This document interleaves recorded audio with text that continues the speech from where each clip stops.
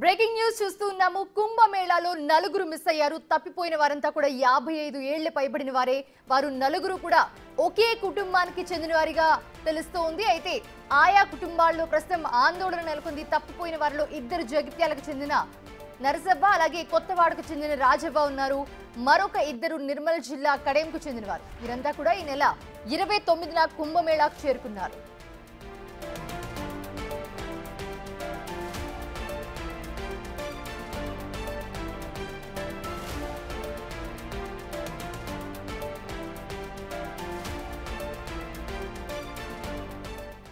కుంభమేళాలో నలుగురు మిస్ అయ్యారు. తప్పిపోయిన వారంతా కూడా 55 ఏళ్ల పైబడిన వారుగానే తెలుస్తుంది మనకి. వారు నలుగురు కూడా ఒకే కుటుంబానికి చెందిన వారుగా చెప్తున్నారు. కుటుంబాలు ప్రస్తుతం తీవ్ర ఆందోళన అయితే నెలకొంది. తప్పిపోయిన వారిలో ఇద్దరు జగిత్యాలకు చెందినవారు, అలాగే మరొక ఇద్దరు నిర్మల్ జిల్లాకు చెందిన వారుగా ఉన్నారు ప్రస్తుతం. సో వీళ్ళందరూ కూడా ఈ నెల 29న కుంభమేళాకు చేరుకున్నారు.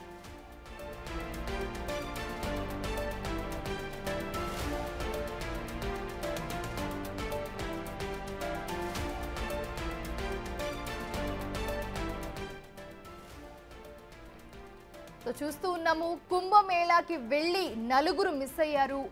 ఆ మిస్ అయిన నలుగురు కూడా 55 ఏళ్ల పైబడిన వారే.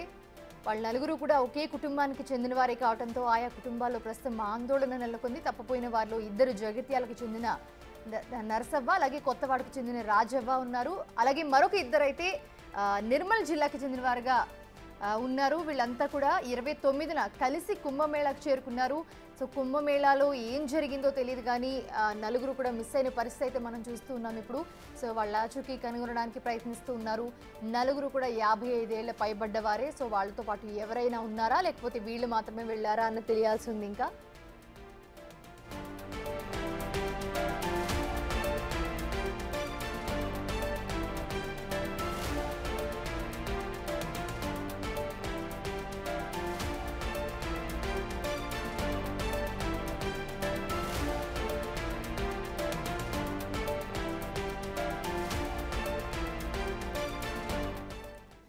శ్రీనివాస్ అందుబాటులో ఉన్నారు మరిన్ని అప్డేట్స్ అందించడానికి. శ్రీనివాస్, ఏంటి అసలు వీళ్ళ నలుగురితో పాటు ఎవరైనా ఉన్నారా కుటుంబ సభ్యులు, లేకపోతే వీళ్ళే వెళ్ళారా?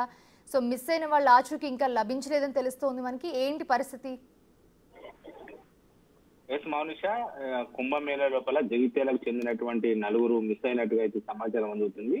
అయితే ఇటీవలనే ఇటు జగిత్యాల జిల్లా నుంచి వీళ్ళంతా కూడా కుంభమేళకు వెళ్లి అక్కడ దర్శనానికి వెళ్ళినట్టుగా తెలుస్తుంది. మొత్తానికైతే ఆ కుంభమేళ లోపల నలుగురు మహిళలు మొత్తం కూడా అందరూ కూడా ఇటు 55 సంవత్సరాల పైబడిన వారే అని కూడా తెలుస్తుంది.